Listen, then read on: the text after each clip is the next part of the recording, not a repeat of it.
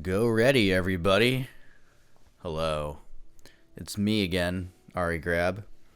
I'm doing the director commentary now for episode 2 of Bento Banana. I tried doing this like a week or two ago, and just like the last time when I did episode 1, my first attempt was not to my liking. There was a lot of anxious energy that I just didn't feel like putting out in the world. We'll put it that way. So, right now I'm feeling pretty slow. I was just in the sun for a long time. I was at the beach. So hopefully that's put enough good vibes in me to do this in a way that's fruitful and conducive to engaging, meaningful commentary. I think we're off to a good start. So episode 2, which is Doki Doki Artichoke. This is a fun episode. This is the one I think I remember having the most fun with this episode for a variety of reasons. The recording, the look of it, the wackiness of it, and I think also the way it's shot and cut was it was a very quick kind of pacing with this one. So I look back very fondly on it, and I think there's interesting commentary. I have not regret, but I do have a little bit of a how do I word this? Well, there's an episode of BoJack Horseman around season 5 where they're making a show called Filbert, and the character Diane comments that the show thinks it's doing something important by deconstructing sexist tropes when it's just perpetuating the stereotype further. And I sometimes look at this episode and I wonder if I fell into the same trap. Because the surface level commentary is that anime doesn't treat female characters with a whole lot of depth. And I portray that by making some very shallow female characters who all have the exact same voice and personality.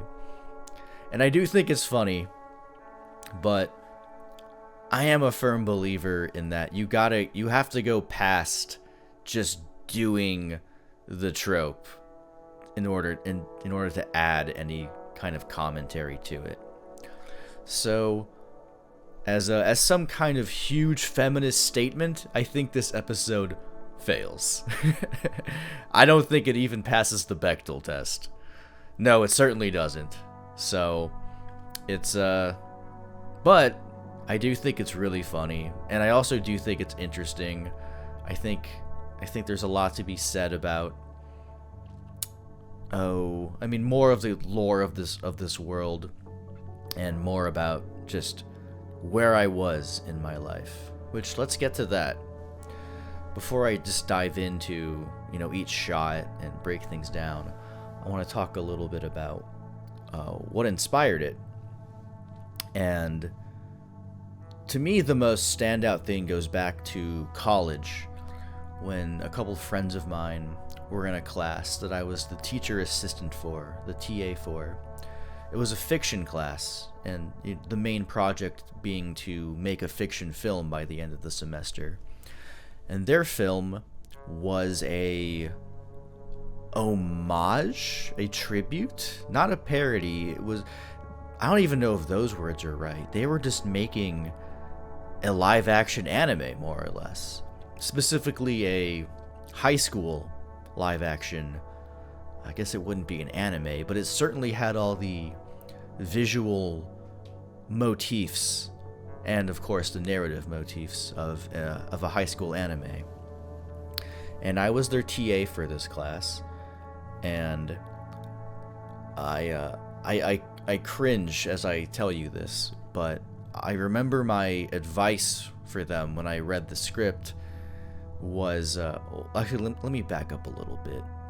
Their story, much like this episode of Bento Banana, involved a love triangle. It involved a a class president who was beautiful and smart and talented, and two young men who were friends, one being sort of a alpha lone wolf bad boy, and the other being a more sensitive beta male.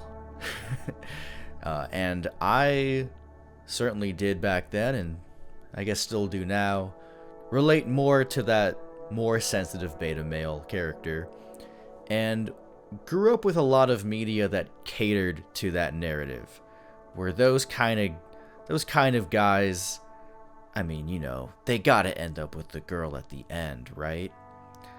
So I read their script, and lo and behold, it doesn't end that way. It ends with the class president kissing the bad boy. And so this is the part where I cringe. I gave them the advice that didn't make sense and that they should change it. Oh, that's so... I feel so awkward about that now, because I just don't think that's how reality works. And I also think that's like such a, I don't know, gross piece of feedback to give for a lot of reasons. But don't worry. They ignored my bad advice, and they made the movie they wanted to make. And as they were making the movie, I was also on set as just like a grip or something, just helping out in little ways, just moving apple boxes and getting water bottles and stuff. Nothing important, just trying to be a helping hand, because they were my friends. And I think just being around the film, being interested in anime, them being my friends, and this also being honestly my first exposure to high school anime or something similar to it, I guess it left some kind of impression on me. Specifically, I think my response to their script, that I something about it felt wrong to me, but not to them. And so I guess something metabolized inside of me, and I was as I was writing some ideas for Bento Banana episodes, their film came to mind, and I think I used it as a kind of base form to tell their story with my characters, and that's what came to be. Hopefully we'll sort of like dive into what that means more. When I was making this episode, I remember writing it around the end of making episode 1 and being really excited. Oh, there's another obvious influence that I should mention. To people who have played this game, I think it will be no shock when I tell you that Doki Doki Literature Club was a big inspiration to this episode. Not only this episode, but this whole series and the first episode. I didn't mention it in the commentary for episode 1, but that entire scene where Bento and Plumpy are like in the glitch world, like screaming at each other, and Bento squirts his banana milk everywhere. In the animatic form of that episode, that scene wasn't glitching. It was just more of like a dry, musicless kind of Aqua Teen Hunger Force sort of vibe. But playing Doki Doki Literature Club really made me want to make it into a glitchy horror scene. Oh, my cat's meowing at me. Hey, Nifty. You coming up, or are you just gonna pout? Oh, here she comes. Come on. Oh, nope. She chickened out. Well, alright, just pout, I guess. Alright, cats, ladies and gentlemen. Where was I? So, oh yeah, Doki Doki Literature Club. Yeah, kind of an obvious influence for this episode. I think, anyway. So, I don't think I have much more housekeeping to give. Let's just go through it.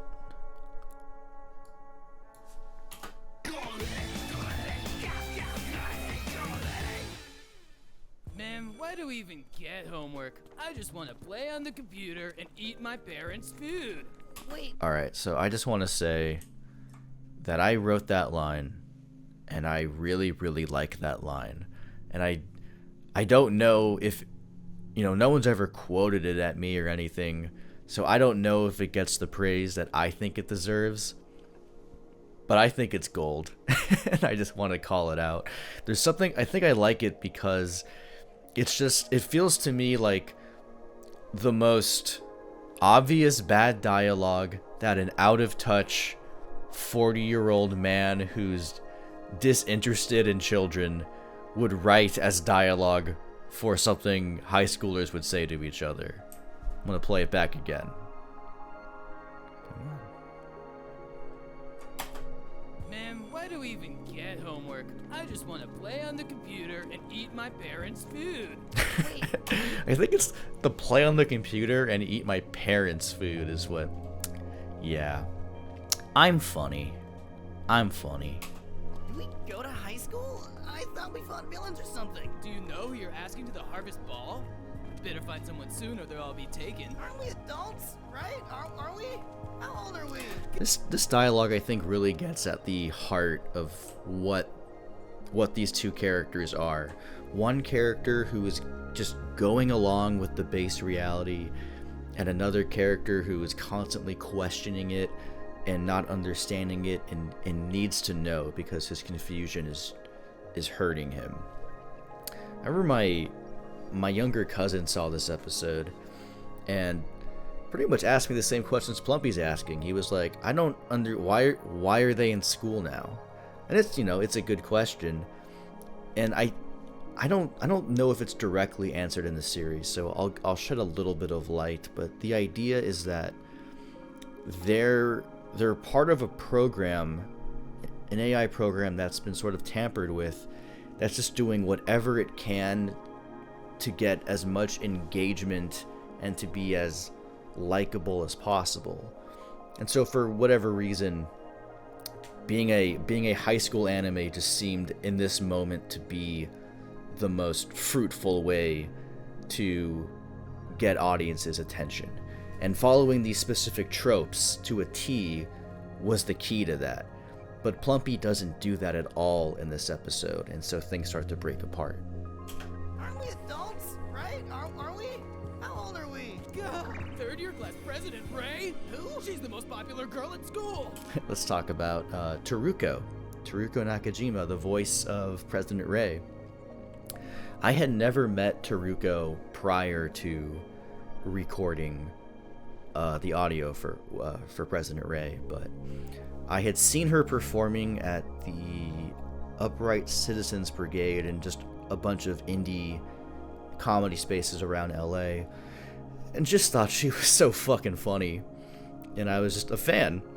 And I had some mutual friends who knew her, and I asked if they just put in a good word for me and let her know I'm not a crazy person. And I think I sent her the first episode, and she was super on board and was just like one of the nicest people I've ever met. There was no one else quite like Teruko on this planet. So she showed up at my friend Gabe's house. Gabe is my friend and has been the sound guy for every episode of Bento and pretty much every movie I've made since college.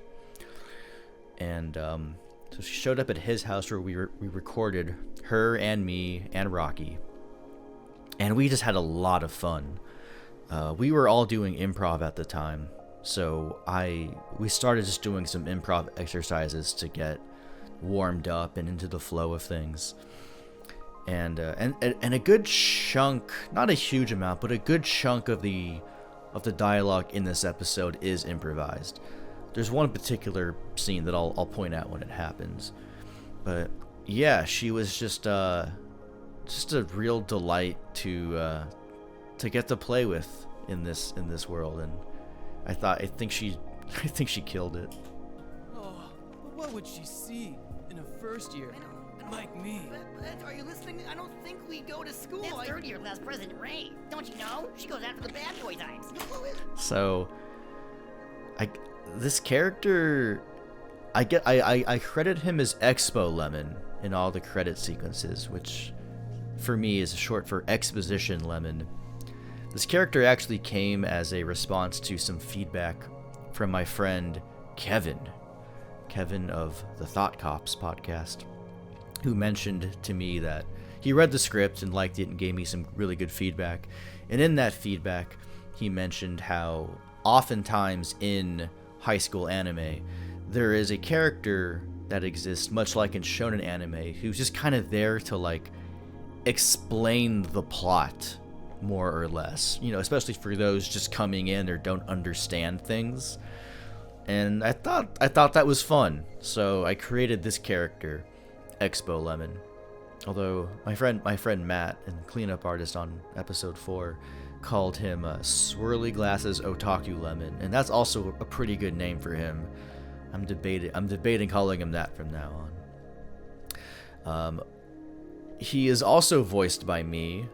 That maybe that's obvious. It's essentially the same voice I do for Plumpy, a little more raspy, and also pitched up in post-production. Who is this guy? How does he know that? Hi, Bento. Hi. Cappy. Hello? The student council is looking for a secretary. Would either of you be interested? It's me, Class President Ray. I love secreting. That was Rocky's joke. He wrote that. It was like as soon as I wrote the dialogue, you know, I wrote a lot of this with him. When I wrote the student body is looking for a secretary, he just wrote, yeah, I love secreting, and it's a great joke. I don't know if it's hard to catch or not. Yeah, but you know, it's a web series, so I don't know how most of this is interpreted. It's had very few live screenings. I also kind of want to play back President Ray's entrance into the scene, because for whatever reason, I always knew it was going to look like this, and I remember directing Teruko in a way where I forgot exactly what her initial takes were like. But I remember being like, no, it's much sillier. Like, and I think I even like mimicked it out. Like, she's gonna jump into the scene like this. So, you know, keeping that in mind, let's hear how Teruko did it. Hi, Bento.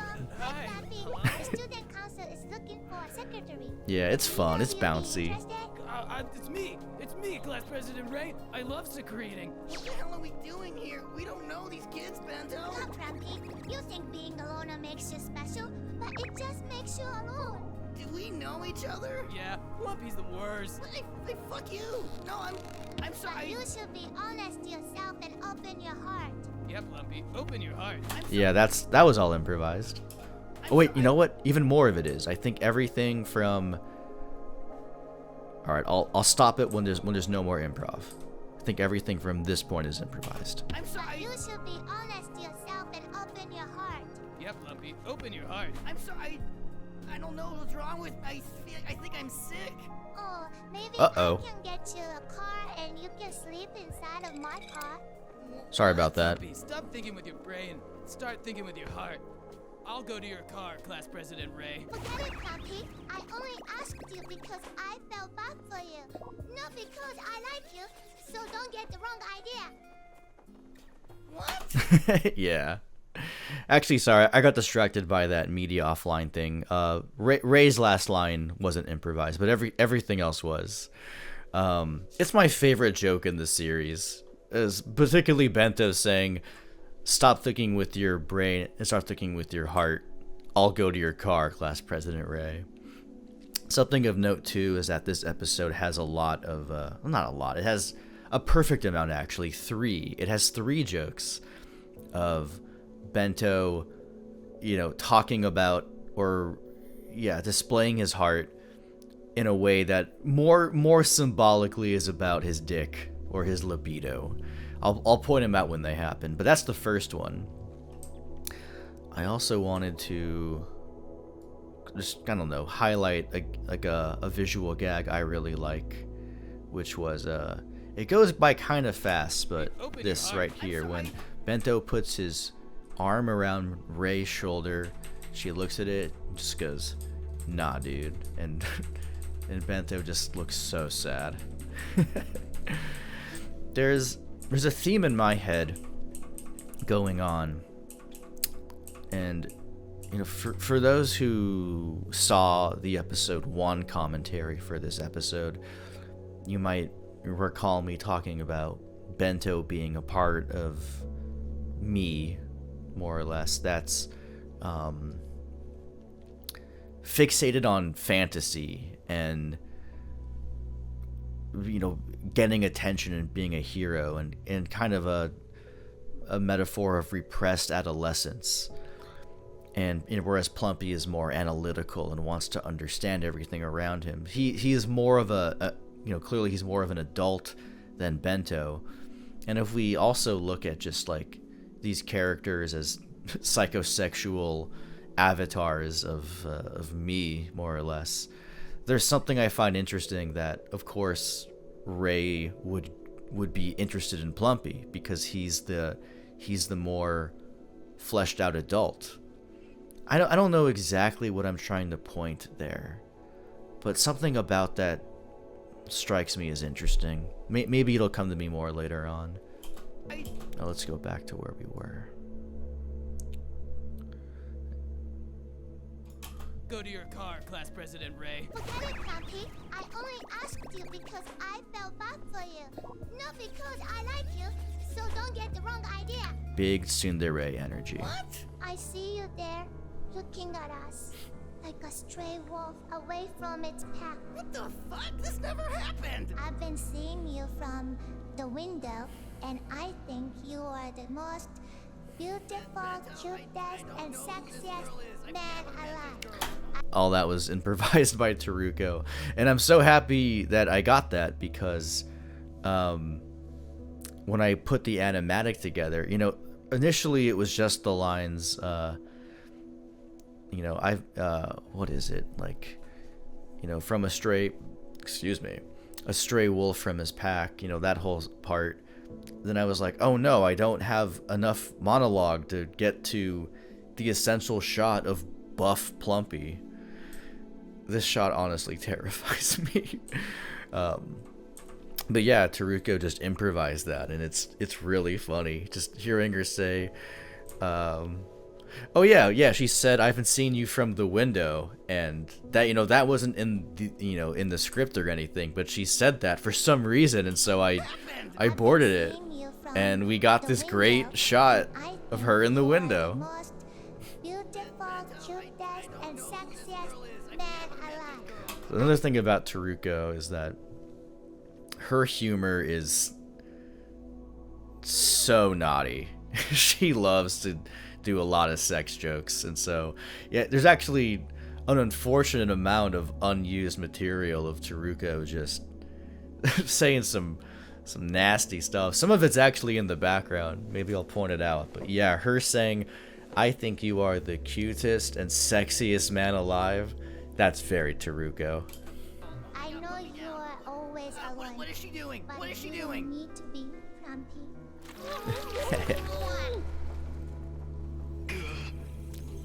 So I finally got to screen these not too long ago.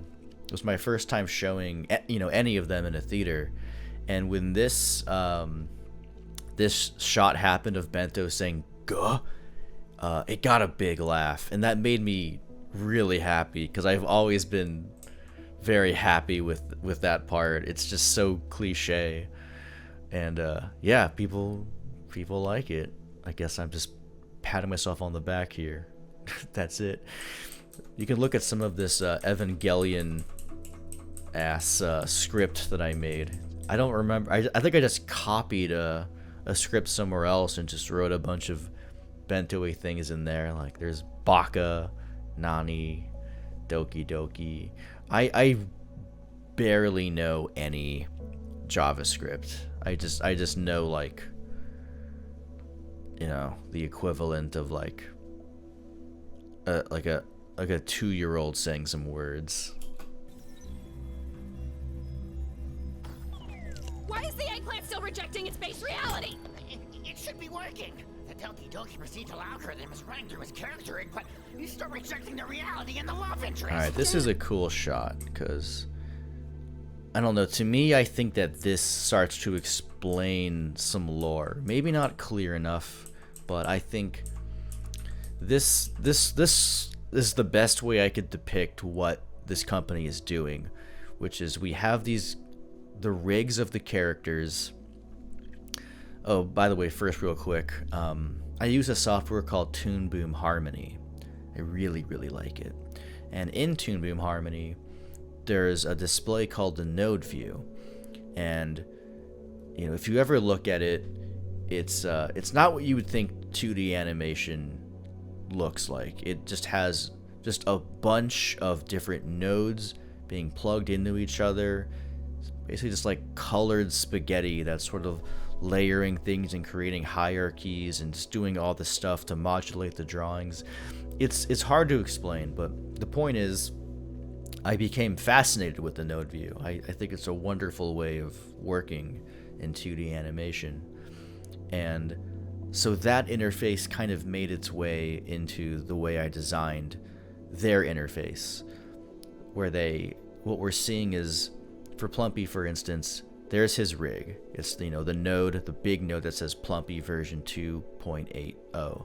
And on the side we have several different nodes that clearly, you know, they consist of the data for different high school characters that match the tropes that they're trying to feed in the Plumpy's rig. We have this, you know, this pompadour guy, this buff sexy man, this, I guess that guy kind of works. He's kind of like a dark, mysterious kind of Bishi figure down there. And then you know, we have some data as it's being, I don't know. I'm not really like a programmer, but we have flashing numbers. You know, that means something, and they're going into nodes called derive because it's trying to, it's taking all that information, plugging it into Plumpy. And then we have the exact same thing going on for Bento. We have, you know, this nerd running to school with toast in his mouth, this guy who's in love with a girl, this horny character having a nosebleed. And that's the idea, that, you know, they're feeding data into these characters to make them something that they initially weren't, so that they could be more profitable. And the love interest. Damn, the network really wants to see this eggplant fall in love. Yeah, see, for whatever reason, you know, this ominous network. Yeah, Rocky wrote that line. I like it a lot. Laura killed it delivering it. Yeah, they're like, that's what the people want to see. That's what's gonna get eyeballs on this show. Make them fall in love with her. We have no choice. Bring in more girls. Set them to maximum doki. Ma'am, it's too CPU intensive. The processing of their boobs alone will disrupt I them. said maximum doki. Love that shot. Alright, we gotta go before I end up in jail. Plumpy, you knew I loved President Rayson. Bento. Hey, Plumpy. Oh man, Swim Captain Hatsumomo. I could use help on my homework tonight, Plumpy. Swim. So this is kind of where the initial idea. Oh, actually, quick first little trivia. The initial idea, I think, like in the first draft of this episode, this carrot design I think was going to be the main girl, but then the subtitle Doki Doki Artichoke came to my mind and was like, well, now she has to be an artichoke. So this carrot just became a side character. But man, her design is adorable. Swim Captain Hatsumomo, why not me? What do you mean? Hey, Plumpy. Marching band leader Kimiko. Wow, we both like music. How could you do this to me, Plumpy? Bento was in love with Hatsumama, but she loves Plumpy. That's you, Plumpy. Who the fuck are you? There's that exposition. Real quick, I want to mention that this song was composed by a guy named Ben Nix, who I had not met at the time, but a friend of mine recommended him, and I think he crushed it. The song he made, I can't remember what he called it. Might just be like Neko Jazz Song or something like that. But Yeah, I think I gave him the reference for the song "Dummy" from Undertale, if you ever played that game. And but I think I said I want the main instrument to be cats, and he did it, man. It sounds great. Ah, Computer Science Club President Natsumi. Ah, Anime Club President Ryoko. Ooh, Lunch Lady Masami. And I wanna bring this up, and I don't want to be like, I don't know, too apologetic about it, but I was recently thinking about this scene. I was watching a video about, essentially it was about food in America, and like health and whatnot, and the school system and how it's tied with class. I'm being abstract with it, but they kind of mentioned lunch ladies for a moment, and how like there is this kind of stereotype of who they are and how they look and what they act like and what their intelligence is and body type is, that made me feel bad about the scene, because so much of being a lunch lady is like someone who's working for a school system that is being grossly underfunded, and that's why the food is not good. They don't have the budget to pay like a incredible chef. They don't have the budget to get good food. So a lot of things with class comes to mind, and so basically I'm nervously trying to say that this joke now to me feels a bit like punching down. So I'm not like kicking myself or anything, but it's not a joke I'd make now, but I was younger and still learning, and end of the day, it's still really funny seeing Bento have a tongue erection at the sight of her. So is what it is. Your programming is so complex. I don't think manga is naughty at all, Brandy. Today's lunch special is mashed potatoes. It's the president of the Bull Riding Society, Takeshi Morimoto. For the past 15 minutes, but it doesn't show President of the Sharknado watching team. Get this sweater out of my head. I will find out who killed my husband. I hope that line is loud enough for people. It's Teruko. That was one of the things.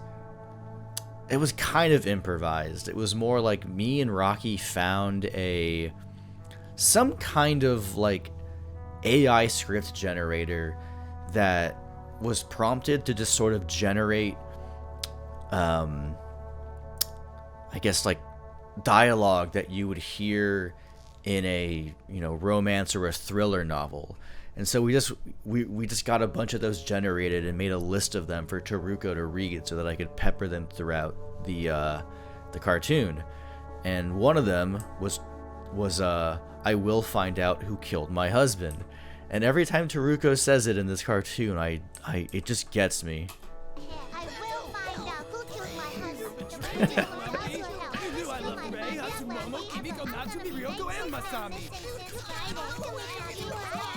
You're dead to me! We would never let you hurt our precious pumpkin. Jesus Christ! God, this is so embarrassing. Alright, so earlier I mentioned that there's a running gag, at least in my mind, that Bento is mistaking his heart for his dick, or vice versa, or whatever. And I think that this is the next instance of that. One person might just look at this simply as, oh, the joke is they tore his heart out, but his reaction is not the reaction one would have to having your heart torn out. I said that in a mocking voice.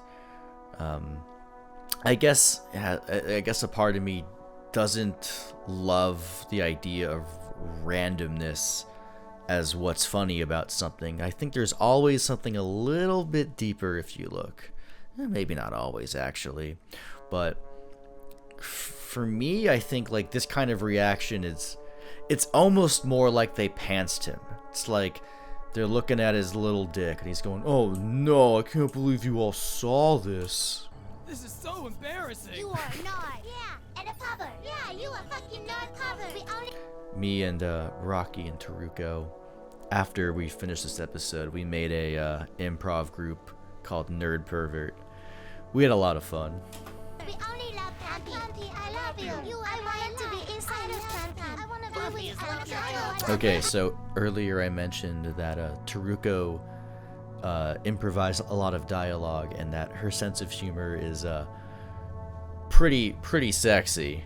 And you can hear a lot of Taruko's like ad libs in this scene. A lot of like, "Let's go to the beach and be naked, Plumpy. I love you." Like, let's see what we got here. I love you. I want to be inside of Plumpy. I want to be with Plumpy. Yeah, I want to be inside of Plumpy. That was just something Taruko said.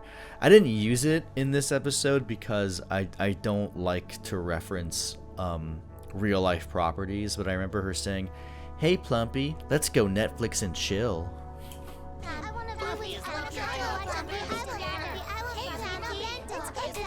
So that was some foreshadowing.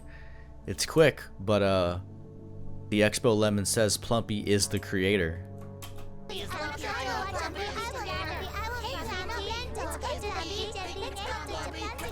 Yep, there's one from Taruko. Another one is, "Hey Plumpy, let's go to the beach and be naked."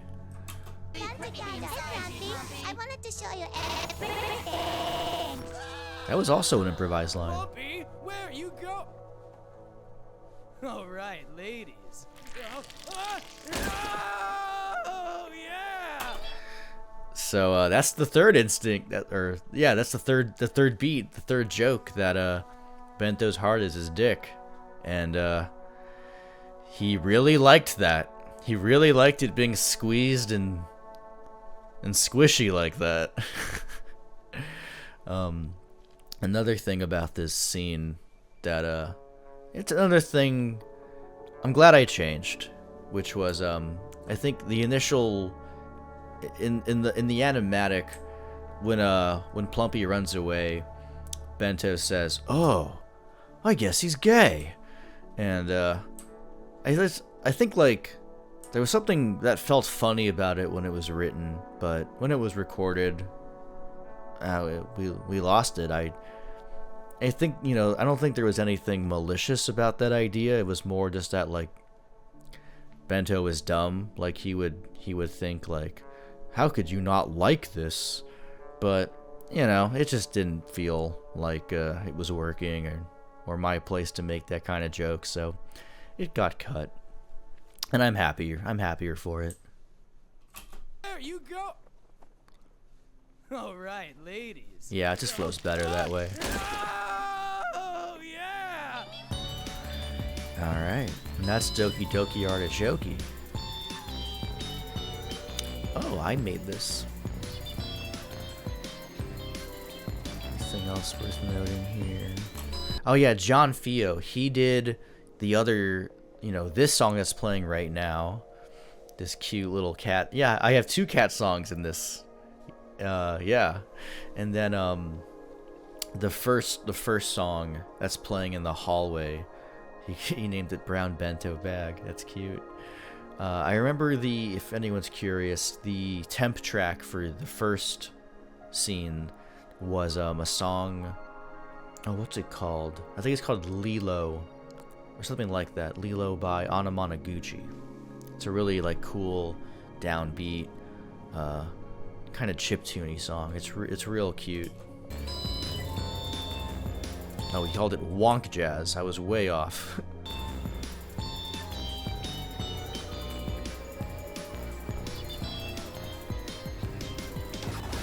Alright, what did I put this time? I put, "I'm watching. Do you feel it?" I guess there's not too much there to really pick apart. I think I was just kind of like, yeah, this is just, you know, me trying to foreshadow the creator. Man, did I always know about? I guess so. I mean, at least as far as this episode went, I guess I always planned that there was a creator of Bento Banana within the lore. So that just about does it for episode 2 of Bento Banana. I still think it's really funny, and want to try to like piece together a little more about what what I'm trying to sort of learn about myself with this one, because I keep coming back to how President Ray, Taruko's character, chooses Plumpy, who is the more well, no, I guess it's not really worth scratching at that hard. I was about to say that, you know, because Plumpy is supposed to be the analytic one, that you know, that's why the female archetype would go for him. But yeah, but then it's also just like she's programmed to go for what's supposed to be the bad boy. I'm getting rambly right now. And maybe it's, you know, maybe this is just a dumb horny banana cartoon, and I'm just being a plumpy about it, and I'm just trying to understand it and unpack it and make it something significant. And you know, even if it is a dumb horny anime cartoon, it's still significant. I think a lot of my voice is in this cartoon. Like I said when I made Bento 1, I was making these because I felt really insecure and like I wasn't able to have any voice in the animation industry. You know, I mentioned meeting Taruko through improv, but you know, in improv spaces I was incredibly insecure, even more so than animation spaces. I felt like I didn't know what I brought to the table anymore, and I didn't feel like I was funny. And making these cartoons helped remind me that I was funny, and they made me feel more confident even in improv. So yeah, these are valuable. At least to me they are. Hey, real quick addition coming from the edit session. There were some things about this episode that I really wanted to talk about, but it wasn't very clear to me when I was recording this. Particularly the last scene with Bento and Plumpy in that glitchy, scary vista of anime girls. I talked about in Bento 1's commentary that I have some sexual trauma, and I think this episode carries over that theme more than I wished to convey. For starters, there's the theme of repressed adolescence. Bento, Ray, and Plumpy's dynamic kind of touches on that for me. Bento is the embodiment of repressed adolescence. He acts like a narcissistic child demanding attention and affection, and is attracted to Ray, who is like a young high school anime girl who's made up of wish fulfillment. And so outside of the in-universe reason for not giving Bento affection, which is because they're programmed to act out the conventions of an AI-generated script, I think Ray also rejects him because he's the embodiment of repression, whereas Plumpy is more mature.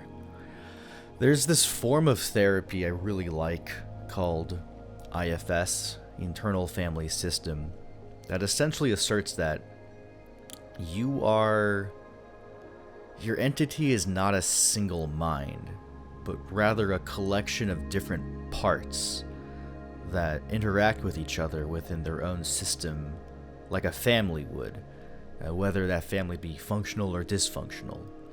And within this model, there are some parts called exiles, which are parts of ourselves that are shunned off, and other parts called protectors that essentially keep those exiles at bay. And I'm giving a really condensed version of the model right now, but essentially, by episode 4 of Bento, that model of seeing my characters as parts of myself becomes really potent and interesting to me. And perhaps I'll talk about it more in the episode 4 commentary, but I'm bringing it up now because I see Ray as a part of me that rejects Bento, who's another part of me that is childish, selfish, and obsessed with fantasy.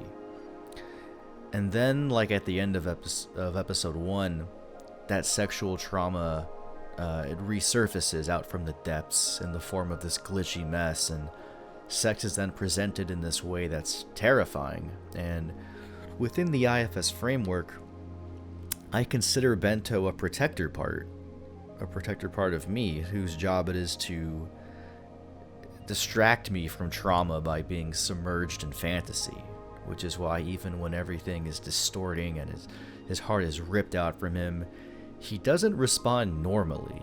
He asserts that his situation is embarrassing because he's still playing the role. He's doing what he was created for. So I just wanted to get that out there because I think I would have regretted if I didn't, and I hope you found that interesting. All right, thank you. Let's get back to it. All right, I think that's about all I got right now. I hope you got something out of this. I certainly did. Okay, so if you're watching this, then that probably means you're either a Kickstarter backer, which thank you, or you're a patron, which also thank you. Episode 3, I should also be doing sometime soon. I'm learning more and more that I really need to be in a calm mindset, or I just get real anxious. It's a thing. So, alright, I'm going to close this out before I ramble on much longer. Thank you so much for listening to this, for engaging with my content, for caring about Bento Banana. I care a lot about it. I think that's clear by now. Okay, I'll see you on the next one. Have a great day. Bye.